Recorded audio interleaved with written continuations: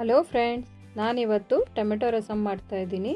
ಅದಕ್ಕೆ ಬೇಕಾಗಿರೋ ingredients: tomato 3, ಕೊತ್ತಂಬರಿ ಸ್ವಲ್ಪ, ಉಪ್ಪು ರುಚಿಗೆ, ಅರಿಶಿನ ಅರ್ಧ ಸ್ಪೂನು, ಒಣಮೆಣಸಿನ್ಕಾಯಿ 3, ಬೆಳ್ಳುಳ್ಳಿ ಒಂದು 10 ಹಲ್ಲು, ತುಪ್ಪ ಅರ್ಧ ಸ್ಪೂನು, ರಸಮ್ ಪುಡಿ ಮನೆಯಲ್ಲೇ ಮಾಡಿರೋದು 1.5 ಸ್ಪೂನು,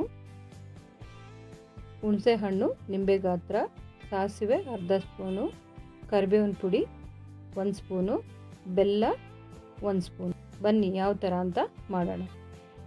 ಫಸ್ಟು ಒಂದು ಪಾತ್ರೆಯಲ್ಲಿ ನೀರು ಹಾಕ್ಕೊಂಡು ಟೊಮೆಟೊನ 4 ಭಾಗ ಕಟ್ ಮಾಡಿ ಬೇಯಿಸ್ಕೊಳ್ಳೋಣ.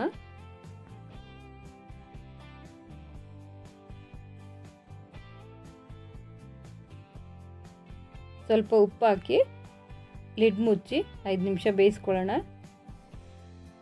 ಟೊಮೆಟೊ ಬೆಂದಿದೆ, ತಣ್ಣಗೆ ಬಿಟ್ಕೊಳ್ಳೋಣ. ಇದನ್ನು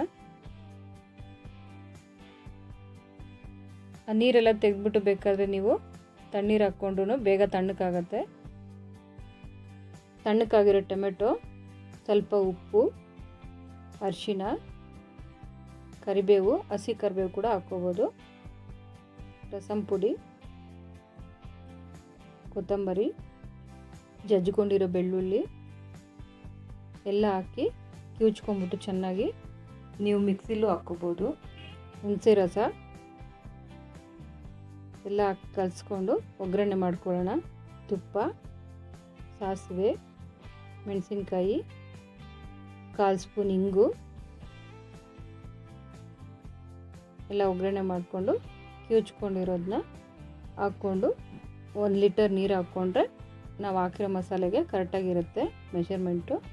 ಬೆಲ್ಲ ಹಾಕಿ ಚೆನ್ನಾಗಿ 10 ನಿಮಿಷ ಕುದಿಸ್ಕೋಬೇಕು. ರಸಮ್ ರೆಡಿ ಆಗಿದೆ. ಸೊ ಇಷ್ಟ ಆಗಿದ್ದಲ್ಲಿ ನನ್ನ ಚಾನಲ್ ಇನ್ನೂ ಸಬ್ಸ್ಕ್ರೈಬ್ ಮಾಡ್ಕೊಳ್ಳಿಲ್ಲ ಅಂದರೆ ಸಬ್ಸ್ಕ್ರೈಬ್ ಮಾಡ್ಕೊಳ್ಳಿ. Thank you.